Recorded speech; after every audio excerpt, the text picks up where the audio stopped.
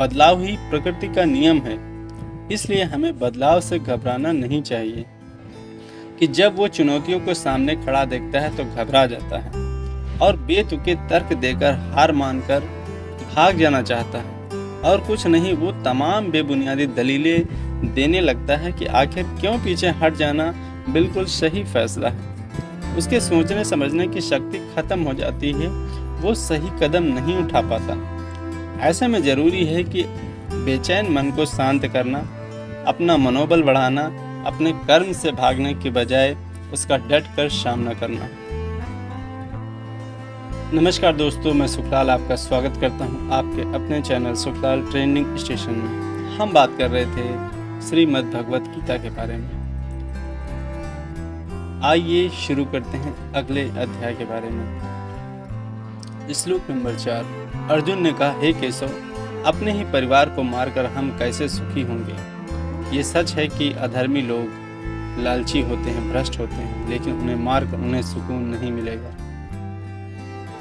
इन्हें मारकर तो हमें पाप ही लगेगा। क्या हमें इस पाप से बचने का विचार नहीं करना चाहिए? इसका अर्थ यह बताया गया है कि जब इंसान पर कोई चीज पाने का जुनून सवार हो जाता है तो अधर्म का रास्ता अपनाने से भी वो नहीं चूकता।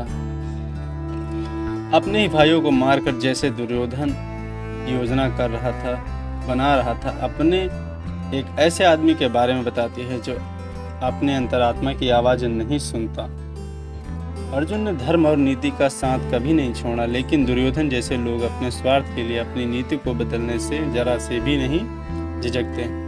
अर्जुन सोच रहे थे किसी की जान लेने जैसा घिनौना काम करने के लिए कोई इतना उतावला कैसे हो सकता है। ये तो पाप है, ये महापाप है। क्या लालच ने इन्हें इतना अंधा कर दिया है कि वो अपने ही लोगों का खून का प्यासा हो गया। अर्जुन के मन में विचार आ रहा था कि राज्य पाने के लिए कौरवों को मारने से ज्यादा उचित है धर्म का रास्ता अपनाकर उन्हें माफ कर दिया जाए। इस श्लोक में बताया गया है कि इंसान की इच्छाओं का कोई अंत नहीं है और अक्सर वो अपनी इच्छा पूरी करने के लिए गलत रास्तों को अपना लेता है, जैसे दुर्योधन ने किया। इसलिए हमें अपनी इच्छाओं और भावनाओं को काबू में रखने की जरूरत है, नहीं तो इसका भयानक परिणाम हो सकता है। इस शरीर को सुख देने के लिए किसी के साथ बुरा करना ठीक नहीं। हे माधव, कुल के नाश से धर्म नष्ट होगा, जिससे पाप बढ़ेगा और आने वाली पीढ़ी भी बर्बाद हो जाएगी। जिसका धर्म नष्ट हो जाता है वो पाप का भागीदार होता है। हम लोग बुद्धिमान होकर भी लोभ सुख के लिए अपनों को मारने पर आतुर हैं। इससे बेहतर तो ये होगा कि अपने हथियार डाल दूं और धृतराष्ट्र के पुत्र मुझे मार दें। वो मौत मेरे लिए ज़्यादा कल्याणकारी और सुखदायी होगी। इसका अर्थ यह बताता है कि जब घर के बड़े बुजुर्ग गुजर जाते हैं तो घर की नींव हिल जाती है, परिवार बिखरने लगता है, तब उस कुल का नाश होता है, जिसका बुरा परिणाम आने वाली पीढ़ी तक को भुगतना पड़ता है।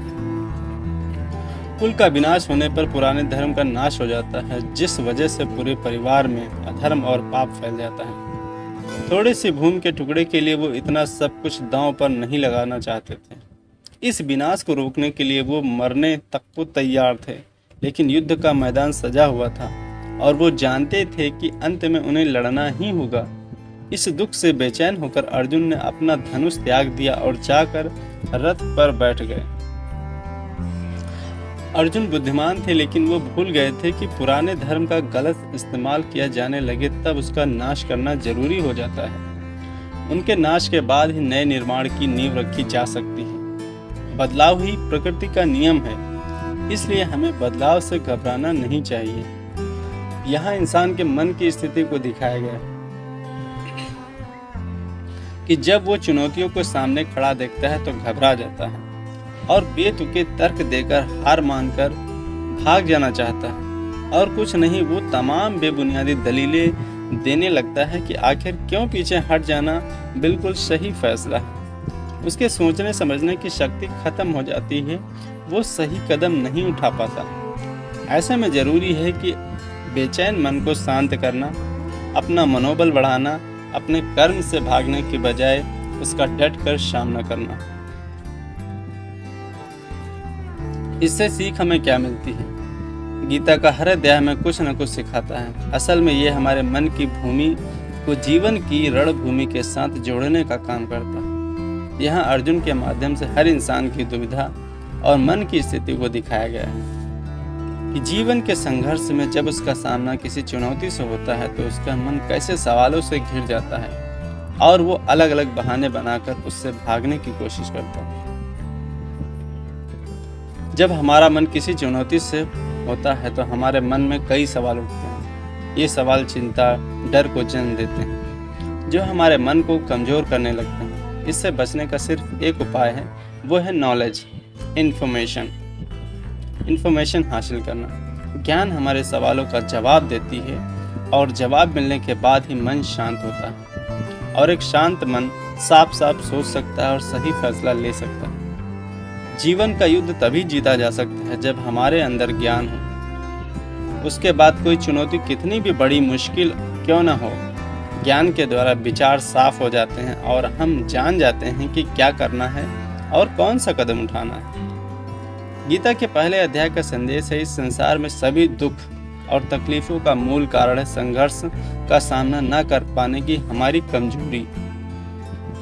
आपके सामने जो भी चुनौती है उसे गौर से समझने की कोशिश करें, तभी आप खुद को उसका सामना करने के लिए तैयार कर पाएंगे। हमारे मन भूमि में पॉजिटिव और नेगेटिव विचारों के बीच लगातार एक संघर्ष चलता रहता है, जिसमें आपको नेगेटिव विचारों को खुद पर हावी होने से रोकना है।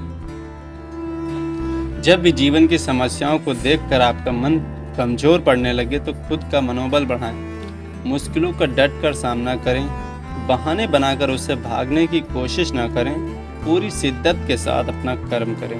एक बात हमेशा याद रखें, कोई एक्शन ना लेना भी एक तरह का एक्शन है और उसका रिएक्शन भी आपके सामने जरूर आएगा। इसलिए सोच समझकर लिए गए एक्शन में कामयाबी मिलने की ज़्यादा उम्मीद होती है। आपको अपने मन की कमजोरी का त्याग करना होगा, अपने कर्म का नहीं। फाइनली अगर आप इस समरी के एंड तक पहुंच गए हैं तो कॉन्ग्रेचुलेशन। बहुत ही कम लोग होते हैं जो अपना टाइम नॉलेज पे इन्वेस्ट करते हैं, वरना ये टाइम आप कहीं और भी इन्वेस्ट कर सकते थे। तो दोस्तों, इस बुक समरी में इतना ही। अगर आपको हमारा प्रयास अच्छा लगे तो हमारे चैनल को लाइक करें, सब्सक्राइब करें, शेयर करें। मिलते हैं नई बुक समरी के साथ।